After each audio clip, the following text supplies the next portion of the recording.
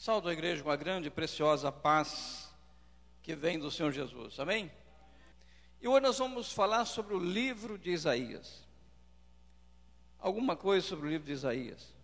Para mim o livro de Isaías é o mais completo, o livro mais profético da Bíblia. Todos são proféticos, todos são bênçãos, mas o livro de maior grandeza profética, no meu entendimento, é o livro de Isaías. E o curioso, amados, é que o livro de Isaías tem quantos capítulos? Alguém lembra aí? Quantos capítulos tem o livro de Isaías? Ninguém lembra? O livro de Isaías tem, por incrível que pareça, 66 capítulos. A mesma quantidade de livros que tem a Bíblia. 66 capítulos.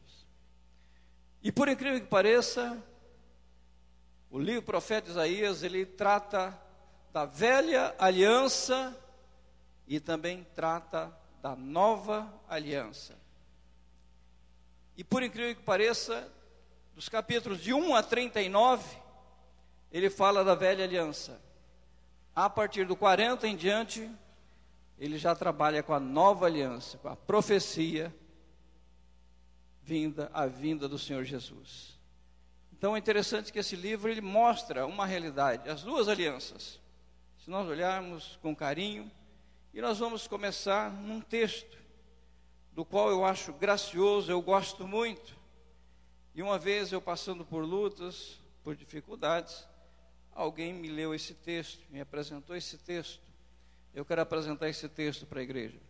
E eu quero começar nessa análise de Isaías, mas depois nós vamos entender qual é o propósito de Deus para as nossas vidas, já que nós estamos no MDA, e vamos seguir um pouco para o Novo Testamento.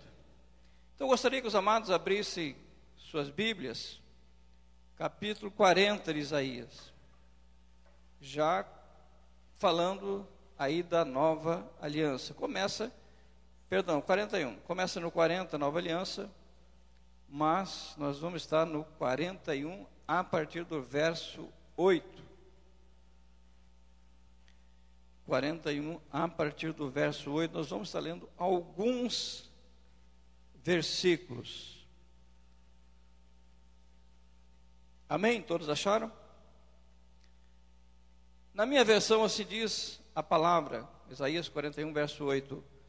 Mas tu, ó Israel, servo meu, tu, Jacó, a quem elegi, semente de Abraão, meu amigo, tu a quem tomei desde os confins da terra e te chamei dentre os seus mais excelentes e te disse, tu és o meu servo, a ti te escolhi e não te rejeitei.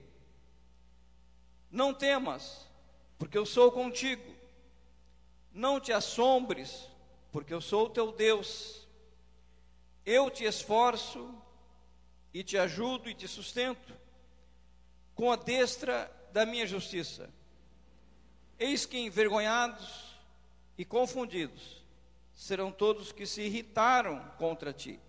Tornar-se-ão nada, e os que contenderem contigo perecerão. Buscá-lo-ás, mas não os acharás. E os que pelejarem contigo, tornar-se-ão nada, e como coisa que não é nada, os que guerrearem contigo. Verso 13 para fechar. Porque eu, o Senhor teu Deus, te tomo pela tua mão direita, e te digo, não temas, que eu te ajudo. Amém? Pai de amor, muito obrigado, nosso Deus, que estamos aqui reunidos em torno do Senhor e da Tua Palavra. Que Teu nome, que é sobre todo nome, Senhor, nos revela essa palavra graciosa. Mas, Senhor, nos revela também que somos preciosos aos Teus olhos. Foi o Senhor que nos chamou, nos escolheu. Foi o Senhor que nos elegeu. Pai, muito obrigado por esse privilégio, por essa grande misericórdia, que aos seus olhos nos veem, Pai, como algo precioso, apesar de entendermos que sempre será a Tua misericórdia que cairá sobre nós, sobre as nossas vidas, sobre a Tua igreja, sobre aqueles que aqui estão representados, também sobre aqueles que aqui não puderam chegar. Nós pedimos que a Tua mão recaia sobre suas vidas, onde quer que eles estejam. Aqueles que estão viajando, estejam com eles, Pai. Aqueles que estão enfermos, nós queremos que a Tua mão também os alcance. Queremos acrescentar agora a vida do Paulo, filha da irmã Dilma, que está lá no leito hospitalar. Pai, em nome de Jesus, continue adentrando aquele coração, aquela estrutura física, curando, abençoando, Senhor, porque o Senhor é por excelência o médico dos médicos, e nós cremos no poder e na graça da Tua palavra. A Tua palavra, Senhor, é fiel, o Senhor é fiel, e nós estamos aqui sob a Tua palavra lançando as nossas redes.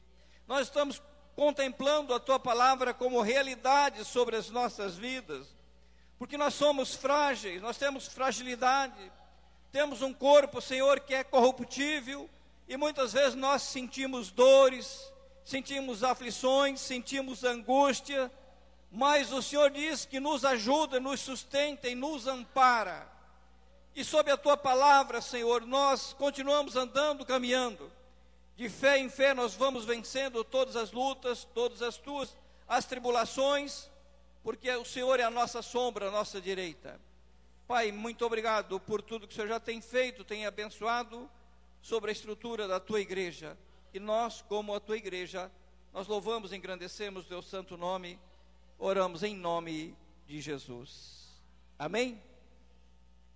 Amados, nós vamos aprender alguns princípios do livro de Isaías, mas o propósito de toda essa leitura é a gente entender o que Deus quer falar conosco nesta noite, através da Sua palavra. Nós vemos aqui que Deus fala ao povo de Israel, à nação de Israel, que era um povo pertencente ao Senhor, um povo especial, propriedade peculiar do Senhor, a menina dos olhos do Senhor. E aqueles, como diz a Sua palavra, foram chamados, escolhidos e eleitos. E nós pertencemos a esta nação, amém? Nós pertencemos a esta família. Nós fomos chamados, escolhidos e eleitos. Mas observa, amados, que ele diz aqui a nação de Israel: servo meu. É importante que nós temos que entender qual ou quais os projetos de Deus, o que Ele quer, qual é o projeto soberano de Deus, qual é o propósito soberano de Deus, revelado de fato na Sua palavra. A Sua palavra muitas vezes nos chama de servos, mas qual é o propósito de sermos realmente servo? Qual é o desejo que está incutido na palavra do Senhor, do qual nos conclama a sermos servos? Nós vamos fazer algumas análises. Nós precisamos atentar para essa palavra graciosa e preciosa. Então observe bem, amados, que ele diz algo interessante: mas tu, falando a Israel, o povo, a nação de Deus, servo meu, falando da pessoa de Jacó, do qual foi o patriarca das 12 tribos de Israel, a quem elegi, servo de Abraão, meu amigo. Então, servo para Deus também é amigo. Aquele que serve a Deus é amigo. Aquele que serve a Deus obedece a Sua palavra. E Ele chama de amigo. Ou seja, nós somos de uma geração de amigos. Primeiro patriarca, o Senhor chama de amigo. E observe o detalhe, o quanto é importante essa colocação dos olhos de Deus sobre o seu povo. Tu a quem tomei desde os confins da terra, e te chamei dentre os seus mais excelentes, e te disse: tu és o meu servo, a ti te escolhi, e não te rejeitei. Glória a Deus. Quem o Senhor chama, quem o Senhor escolhe, quem Ele elege, Ele não rejeita. mas Ele conserva, Ele sustenta e Ele ampara. Ou seja, Ele protege. E as nossas vidas estão sobre este amparo, sobre esta proteção do Senhor. E Ele mesmo exorta. Verso 10: não temas, porque eu sou contigo. Não te assombres, porque eu sou o teu Deus. Eu te esforço e te ajudo e te sustento com a destra da minha justiça. Esse é o nosso Deus. Esse é o Deus do amparo. Esse é o Deus que ajuda. Esse é o Deus que peleja por nós, que está realmente ao nosso lado. E nós precisamos conhecer que Ele é fiel. Ele cumpre na sua palavra o que Ele promete. Muitas vezes os homens prometem coisas que não cumprem, mas o Senhor é fiel em toda a sua palavra. E se Ele disse todas essas coisas, do qual se coloca a proteção, o amparo, é porque nós temos uma excelência aos olhos de Deus. Todos nós somos importantes para Ele. E Ele chamou, Ele escolheu e Ele te elegeu. Amém? Você está aqui porque você é eleito do Senhor. Você é especial. O seu nome está escrito na palma da mão dEle. Não esqueça disso. Não importa a sua condição no momento, mas importa é o seu Deus que você crê neste momento. Isso é que é importante, essa certeza, esse relacionamento que nós vamos ver mais na frente, o relacionamento de fé. Mas vamos entender o texto um pouco mais aqui na complementação dele. Eis que envergonhados e confundidos serão todos os que se irritaram contra ti, tornar-se-ão nada, e os que contenderem contigo perecerão, porque Ele toma a tua causa é dEle. Ele dá o livramento, Ele dá a paz, Ele elimina os inimigos, Ele elimina a palavra contrária, aquelas setas malignas, muitas vezes que são lançados, Ele derrota, porque o seu nome é sobre todo nome, e nós estamos aqui fundamentados a nossa vida, os nossos projetos sobre este nome. É na grandeza deste nome é que a igreja fundamenta a sua missão. Aqui nós vemos o amparo, o sustento, o livramento de Deus. Buscá-lo-ás, mas não os acharás. E os que pelejarem contigo tornar-se-ão nada. E como coisa que não é nada, os que guerrearem contigo. Observe bem o verso 13. Ele coloca um pouco aqui da sua identidade. Quem é Deus? O que Ele faz? O que Ele promete? O que Ele pode fazer realmente pela vida da sua igreja, da vida da sua nação, daquele que é escolhido, chamado e eleito? Porque eu, o Senhor teu Deus, te tomo pela tua mão direita e te digo: não temas, que eu te ajudo. Não temas. E muitas vezes nós nos deparamos com algumas ciladas, algumas lutas, algumas batalhas, que a princípio aparece um temor, ou uma dúvida: será que vai dar certo? Será que vai acontecer? Se a sua vida estiver no propósito, no entendimento, na compreensão de quem é o teu Deus, qual é a palavra desse Deus, qual é a fidelidade desse Deus, com certeza você tem um relacionamento de fé, você tem uma intimidade de quem é de fato o seu Deus. Mas eu quero levar a igreja para algo muito importante. Nós sabemos muitas vezes quem é o nosso Deus, e às vezes até temos uma certa intimidade com esse Deus. Mas qual é o propósito soberano desse Deus? Aí nós vamos mudar um pouquinho, vamos para a ótica de Jesus. O que Jesus coloca, como Ele vê, como ele enxerga a lei e os profetas, para nós entendermos realmente qual é o propósito soberano de Deus. Porque nós podemos às vezes conhecer Deus, saber que Deus é amor, Deus é infinita misericórdia, Deus é fiel, muitas características do seu caráter.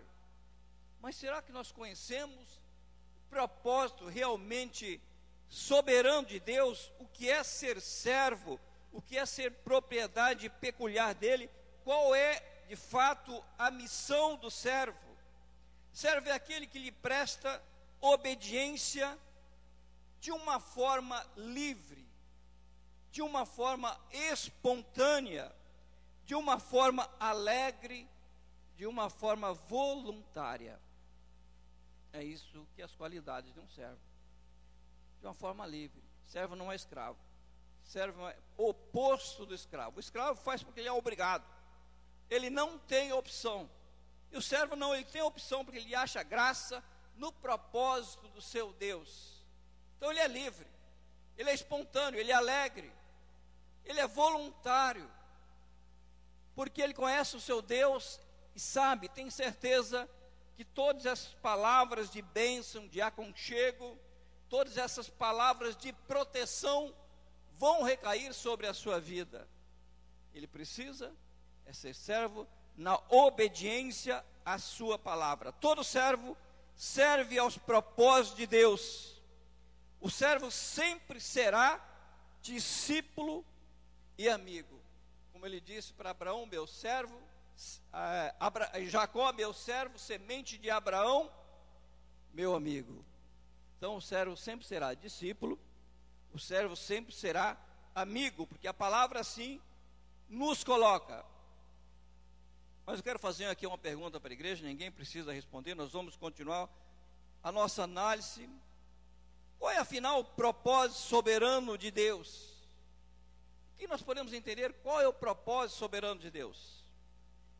É ganhar almas para Cristo ou cuidar de almas para Cristo? Uma pergunta que eu faço, será que alguém já pensou nisso? Nós falamos muito em ganhar almas para Cristo, acrescentar almas para Cristo, despovoar o inferno. Mas a pergunta que eu faço é ganhar almas para Cristo ou cuidar de almas para Cristo? É uma pergunta com duas opções. E nós vamos procurar entender qual é o propósito de Deus dentro da sua visão. O propósito soberano de Deus está vinculado ao cumprimento da sua vontade. Vamos estar olhando, amados, Mateus 7, de 21 a 23. O que está falando ali sobre a não conformidade com esta vontade. Nós vamos falar primeiro a não conformidade. Há algo que há conformidade, e há algo também que não há conformidade com a palavra de Deus, e nós temos que ter o cuidado de examinar, para perceber realmente a veracidade daquilo que a palavra de Deus nos revela. Mateus 7, 21 diz assim: nem todo que me diz Senhor, Senhor entrará no reino dos céus, mas aquele que faz a vontade de meu Pai que está nos céus. Muitos me dirão naquele dia: Senhor, Senhor, não profetizamos nós em teu nome, e em teu nome não expulsamos demônio, e em teu nome não fizemos muitas maravilhas? E então lhes direi abertamente: nunca vos conheci, apartai-vos de mim, vós que praticais a iniquidade. Observe que Jesus coloca aqui muito claro, e ele fala sobre a vontade de Deus.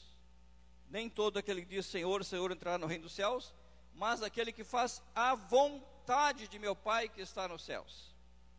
E amados, se não ficar claro qual é essa vontade, que muitas vezes nós pensamos que o perfil de um homem de Deus, de uma mulher de Deus, é fazer tudo isso que está revelado, é colocar diante de Deus: olha, Senhor, eu profetizei em teu nome, eu expulsei demônio, eu fiz muitas maravilhas, operou-se muitos milagres, Talvez isso nós vamos colocar diante de Deus, talvez tenha acontecido, talvez tenha sido feito dentro daquilo que a palavra de Deus também nos exorta a fazermos. Tudo isso aqui que foi colocado, que não foi suficiente para representar a vontade de Deus, isso acontece. Isso faz parte da palavra expulsar um demônio, faz parte da palavra operar maravilhas, faz parte da palavra você pela fé orar e alguém ser curado. Mas mesmo isso aqui pode não estar representado a perfeita vontade de Deus.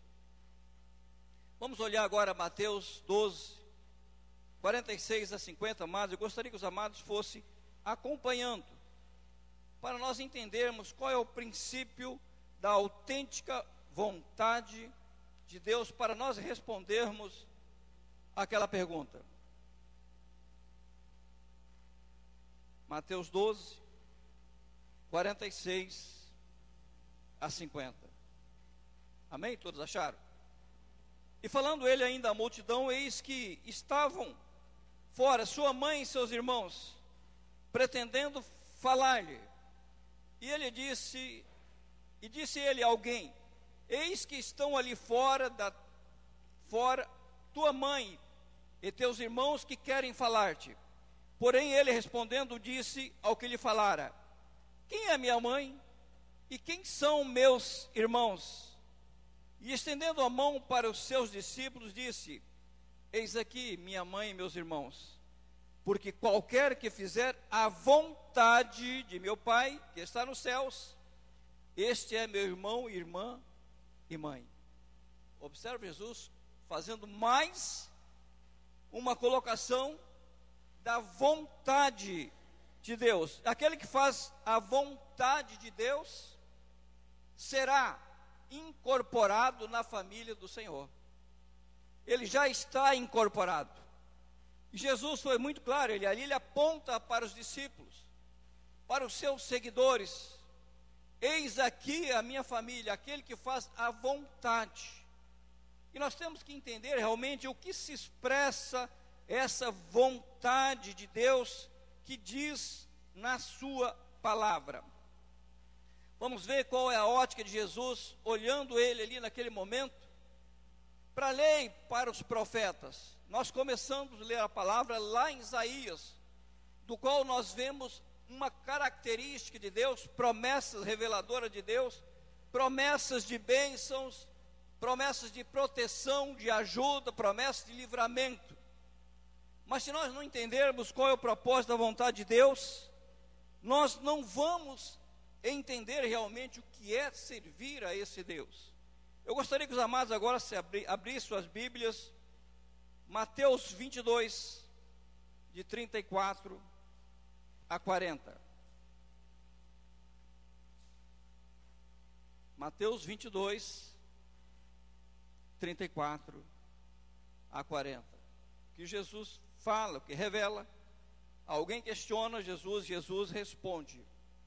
E os fariseus, ouvindo o que ele fizera, emudeceram. Os saduceus reuniram no mesmo lugar.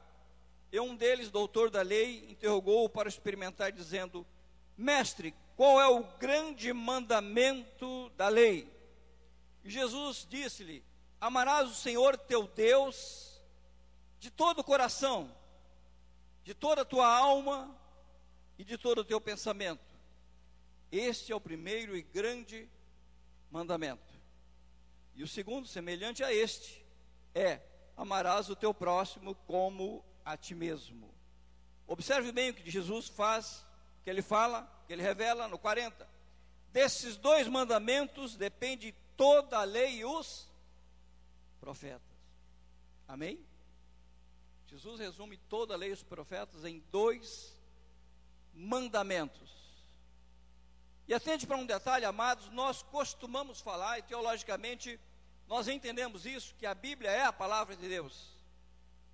A Bíblia é a nossa regra de fé e prática. Relação de fé com Deus, na sua palavra. Relação de prática com o próximo. E nós vemos que o primeiro mandamento, amados, nos dá esse relacionamento de fé. Recebo a palavra de Deus, seus mandamentos, como verdade absoluta para a minha vida.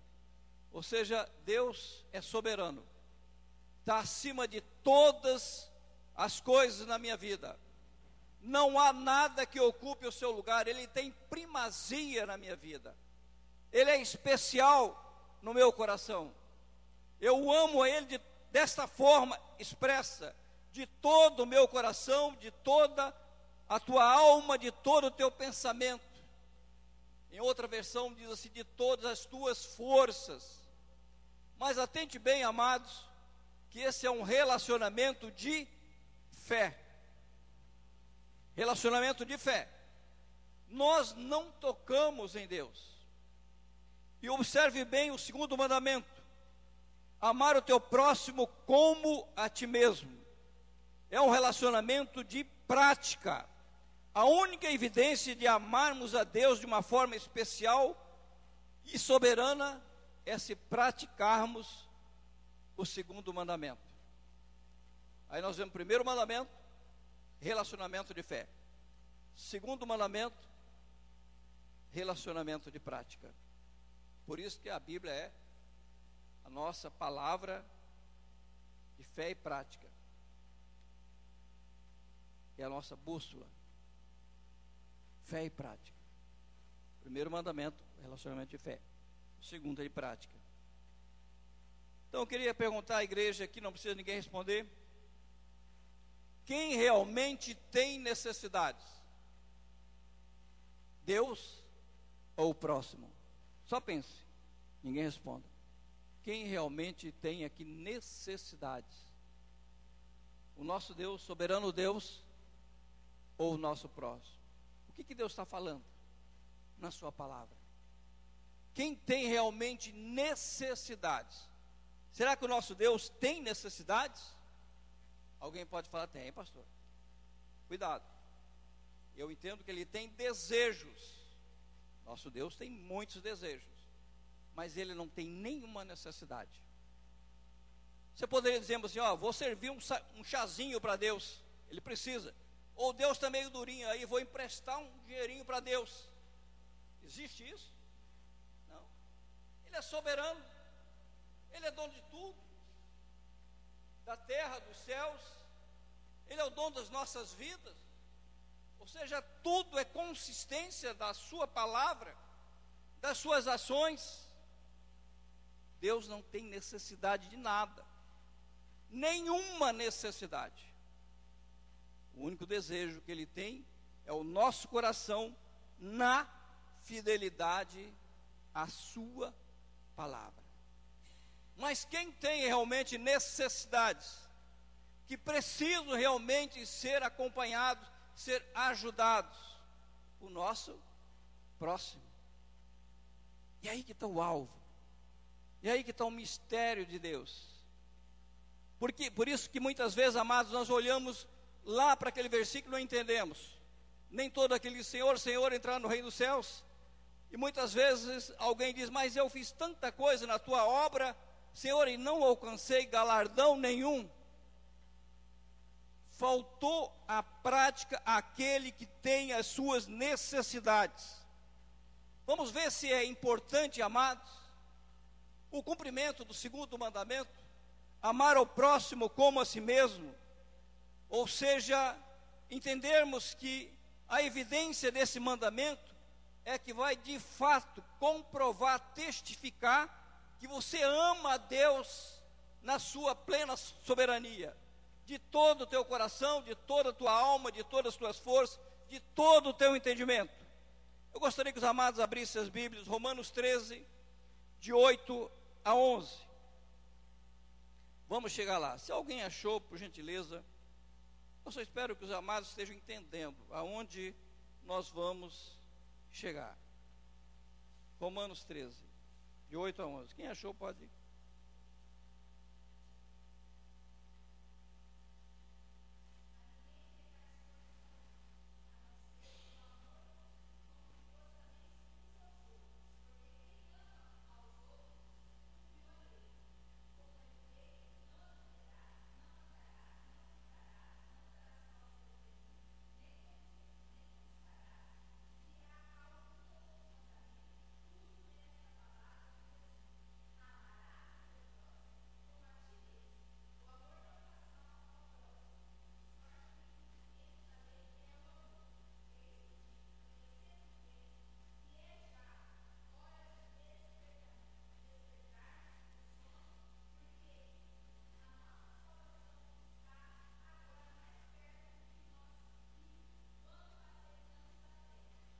Amém, irmã. Até o 10 seria suficiente. Amém. Mas a irmã chegou um pouco mais à frente.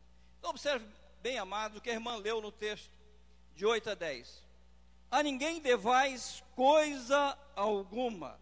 O que diz a palavra? A não ser o amor com que vos ameis uns aos outros. Porque quem ama aos outros cumpriu a lei. Olha aí.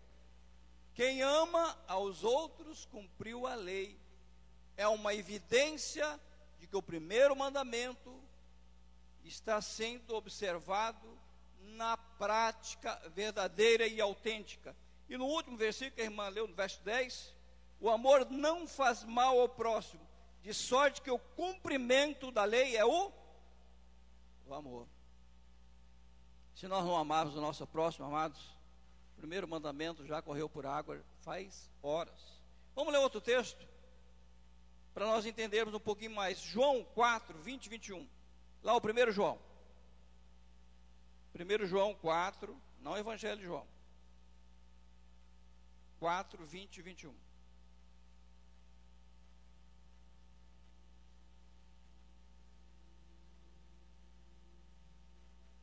Pode ler, querida.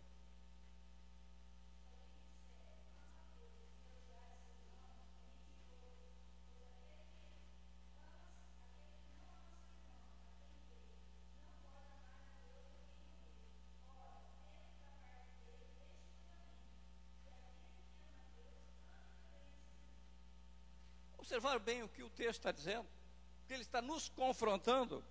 Observe bem o que a irmã leu no verso 20. Se alguém diz, eu amo a Deus, dizer que ama a Deus é fácil, não é muito difícil não. Eu amo a Deus, Deus é soberano na minha vida, etc, etc. Mas eu não tenho relacionamento físico com Deus. O meu relacionamento com Deus é através da fé, da busca, da sua essência no meu coração. E aborrece a seu irmão, ou seja, eu amo a Deus, mas eu não sou bênção na vida do meu irmão, eu não coopero na vida do meu irmão, eu aborreço o meu irmão, ele é mentiroso. A palavra diz, não é eu que estou dizendo não, amados. Quem diz que ama a Deus e aborrece o irmão é mentiroso. Pois quem não ama seu irmão, a qual viu, vê, tem contato, tem relacionamento, como pode amar a Deus a quem não viu? Estão atentando bem? Se eu tenho relacionamento com quem eu tenho relacionamento, que é o meu próximo, meu irmão, e eu não cuido, eu não zelo, eu não abençoo, eu não sou bênção na vida desse irmão, ou melhor, eu sou aborrecimento muitas vezes na vida desse irmão, como eu posso testificar que eu amo a Deus? Como eu posso testificar que o Senhor é soberano na minha vida, se eu não cumprir, não praticar o segundo mandamento? Agora eu gostaria que outro irmão chegasse, Gálatas 5,14.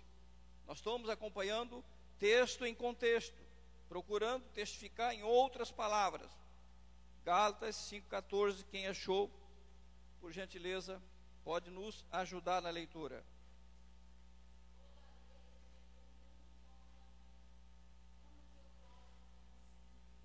Olha aí que Paulo está dizendo nessa carta.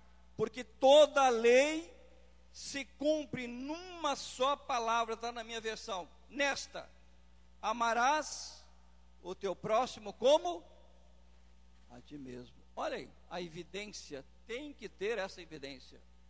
Se não tivermos essa evidência, amados, nós vamos cair lá naquele engodo. Senhor, Senhor, mas nós não vamos estar cumprindo a vontade de Deus, que é nos amarmos verdadeiramente uns aos outros. E não amarmos aquele simplesmente que é carismático conosco, aquele que nós temos amizade, relacionamento, mas também aqueles complicados, aqueles enfermos espirituais, aqueles cheios de problema. Nós temos que amar, procurar ser instrumento de bênção, ser ajudadores, companheiros, ser aquela pessoa compreensiva, misericordiosa, com outros que precisam da palavra para a cura da sua vida, para aqueles que precisam da palavra como bênção, ser instrumentos de bênção, porque nós reconhecemos poder e graça autoridade na palavra do Senhor, que é soberano. Nós cremos nessa palavra e zelamos por ela. Seremos de fato reconhecidos por Deus como, nessa circunstância, discípulos servos, se nos amarmos uns aos outros. Eu quero levar os irmãos agora, conduzir João, Evangelho, João 13, 34, 35. Qualquer amado pode estar lendo para nós. Evangelho de João 13,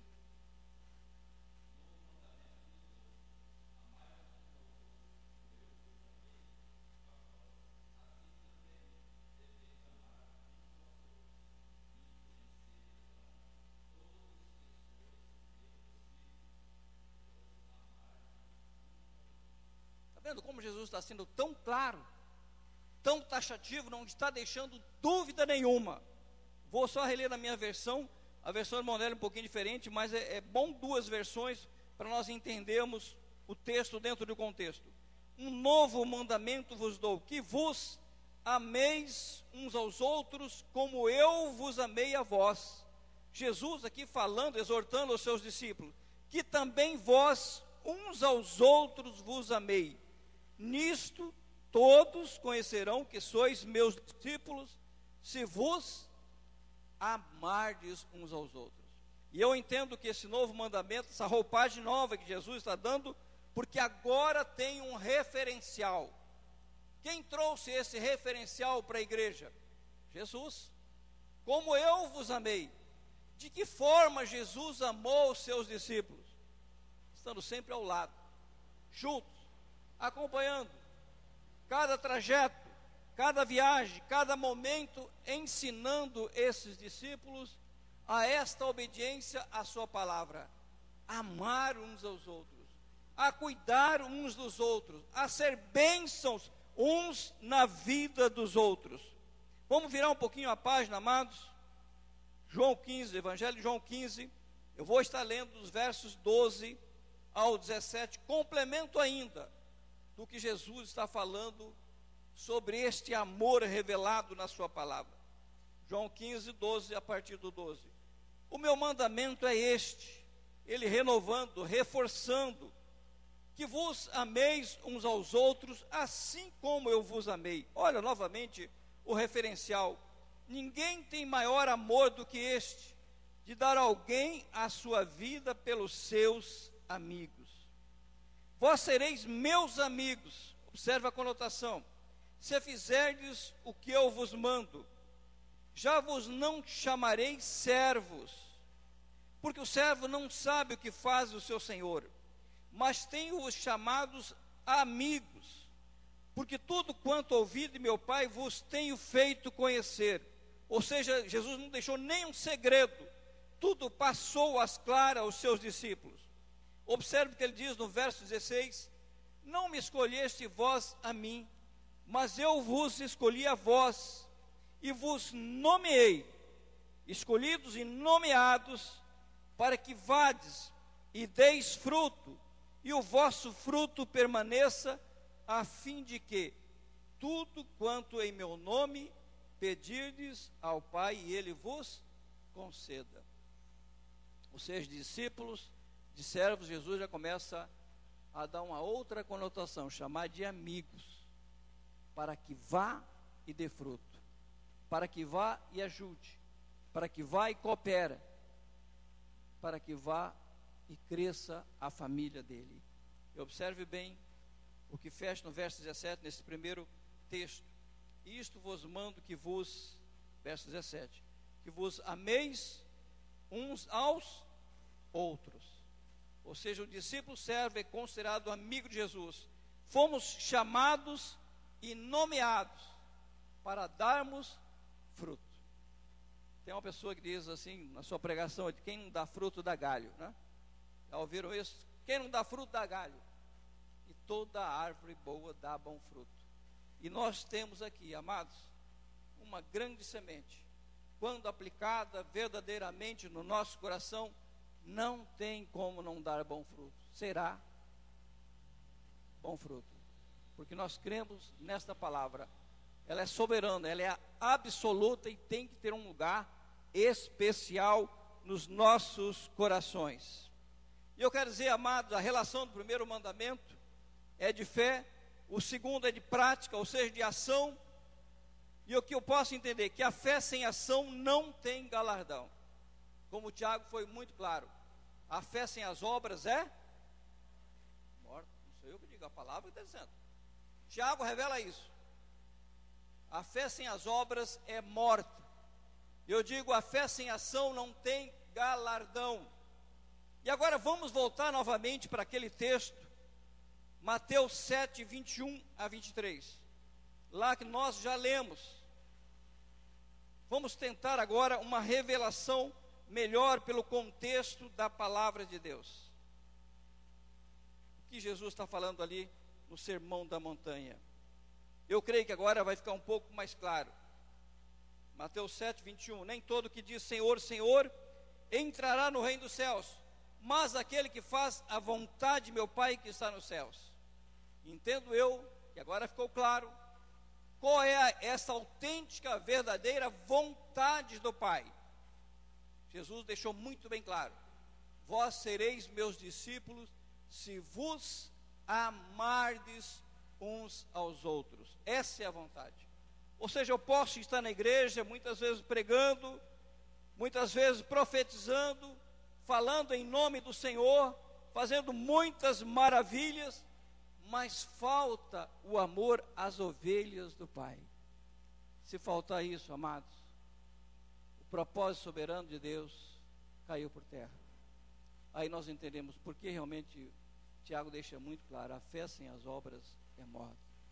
Nós precisamos revelar isso. E MDA é uns cuidando dos outros, é uns abençoando os outros. Ou seja, nós temos que andar em conformidade com a vontade de Deus, e não somente pela fé, mas fé com ação. A fé com a prática é bênção total, é obediência à palavra de Deus, e isso é muito sério. Eu queria perguntar à igreja: qual vai ser o critério de julgamento de Deus? Será que a Bíblia tem algum critério? Será que ela vai revelar algum critério no dia do julgamento? Será que nós temos alguma base do qual nos revela um critério de julgamento de Deus na palavra dele, que possa sustentar tudo isso que nós lemos, refletimos, vemos vários textos, um confirmando com o outro? Será que existe um critério de julgamento de Deus? E qual vai ser esse critério? Vamos lá, Mateus 25. Evangelho de Mateus 25, a partir do 31. E observe, amados, que isso aqui não é simbólico, isso é real. Não tem como uma outra analogia, pelo menos na minha ótica, que não seja de fato literal. Pelo menos assim eu entendo. E diz assim: o fim do sermão profético, a vida eterna e o castigo eterno. Mateus 25, 31. E quando o Filho do Homem vier em sua glória, e todos os santos anjos com ele, então se assentará no trono da sua glória, e todas as nações serão reunidas diante dele, e apartará uns dos outros, como o pastor aparta os bodes às ovelhas, e porá as ovelhas à sua direita, mas os bodes à esquerda. Então dirá o rei ao que estiver à sua direita: vinde benditos de meu Pai, possuí por herança o reino que vos está preparado desde a fundação do mundo. Porque tive fome, e deste-me de comer, tive sede, e deste-me de beber, era estrangeiro, e hospedaste-me, estive nu e vestiste-me, adoeci e visitaste-me, estive na prisão e foste me ver. Então os justos lhe responderão, dizendo: Senhor, quando te vimos com fome e te demos de comer, ou com sede e te demos de beber? E quando te vimos estrangeiro e te hospedamos, ou nu e te vestimos? E quando te vimos enfermos ou na prisão, fomos ver-te? E respondeu o rei lhes dirá, e respondendo o rei lhes dirá, em verdade vos digo que quando o fizerdes a um destes meus pequeninos irmãos, a mim observe bem o texto, é muito claro, e é literal mesmo, amados. Eu não tenho outro entendimento. O pastor Geraldo tem outro entendimento desse texto? Eu não tenho outro entendimento. Aqui é literal mesmo, não tem jeito, não tem como fugir à regra. Vamos ver agora o oposto, aqueles que não atenderam essa primícia, essa visão de Deus, essa vontade. Então dirá também aos que estiverem à sua esquerda, apartai-vos de mim, malditos, para o fogo eterno, preparado para o diabo e seus anjos. Porque tive fome e não me deste comer, tive sede e não me deste beber, sendo estrangeiro não me recolheste, estando nu não me vestiste, e estando enfermo na prisão não me visitaste. Então eles também lhe responderam, dizendo, Senhor, quando te vimos com fome, ou com sede, ou estrangeiro, ou nu, ou enfermo, ou na prisão, e não te servimos? Então lhes responderá, dizendo, em verdade vos digo, que quando a um destes pequeninos o não fizeste, não o fizeste a mim. E irão estes para o tormento eterno, mas os justos para a vida eterna. A palavra é muito clara. Esse vai ser o critério. E nós temos que pensar nisso, amados. Quando eu comecei a analisar esse texto, eu não estou pensando na igreja, estou pensando em mim, na minha vida. O que eu tenho feito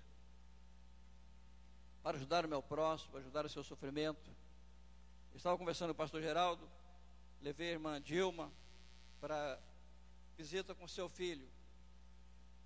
E cheguei lá, ouvi o seu filho já, digamos assim, bastante reabilitado. Graças a Deus, oramos ali, mas eu fiquei com muita pena da irmã Dilma. Está muito enfraquecida, problema na coluna, e ela precisa do nosso amparo, da nossa ajuda, não somente das nossas orações, mas quem puder estar com a irmã Dilma ajudando, dando uma carona para levar ela até o hospital. Estava conversando com o pastor Geraldo, eu deixei o carro estacionado fora do estacionamento, eu não sabia como é que estava a estrutura da irmã Dilma, né? E eu sempre deixo uma ruazinha, uma travessa antes, ali perto da rampa, estaciono ali e eu vou a pé até subir a rampa. Mas ela chegou no meio do caminho, ela parou 2 vezes. Eu falei, meu Deus, misericórdia.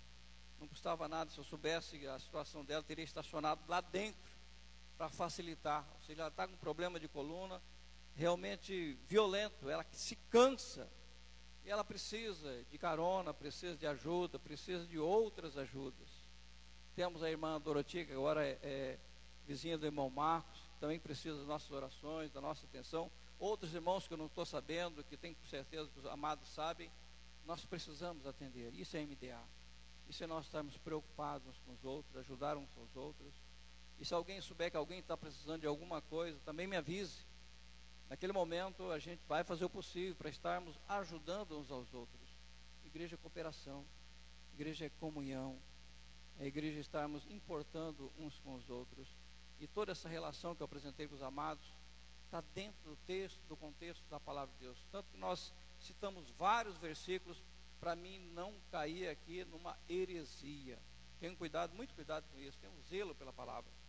Senão a gente pode cair numa heresia. Todos os textos aqui confirmaram, foram confrontados. Depois, se alguém tiver dúvida de algum texto, eu posso passar para vocês. Mas se nós não fizermos isso, não amarmos uns aos outros, nós vamos perder o nosso galardão. Tenhamos um galardão grande, abençoado.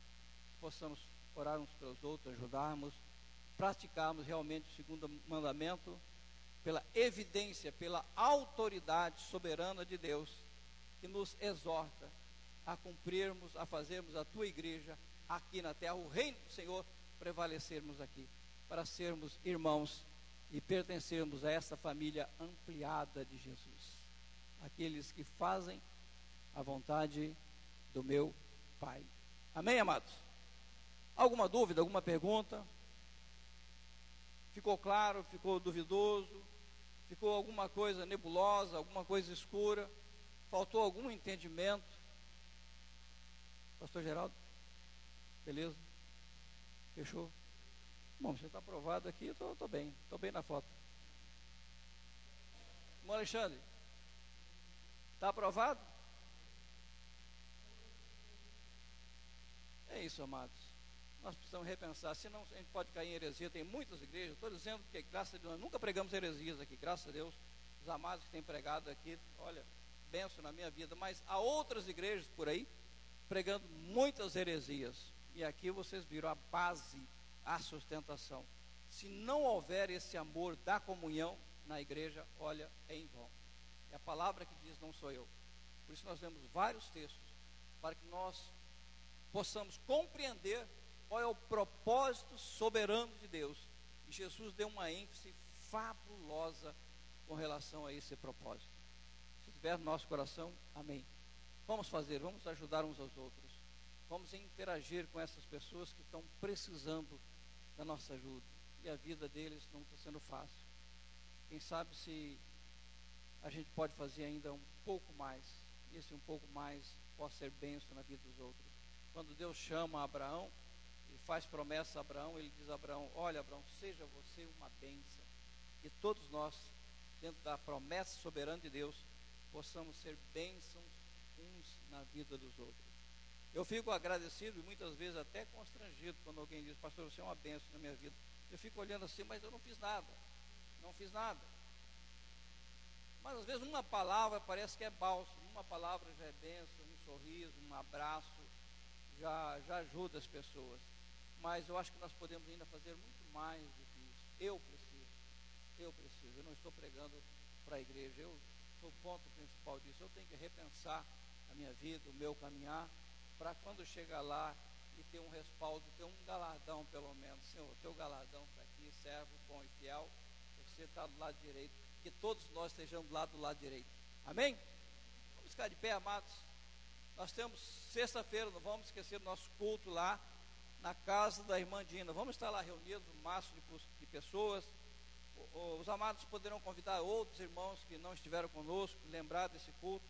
Vamos estar lá abençoando aquele culto e sendo também abençoado por aquele que vai levar a palavra do Senhor aos corações ali naquele momento.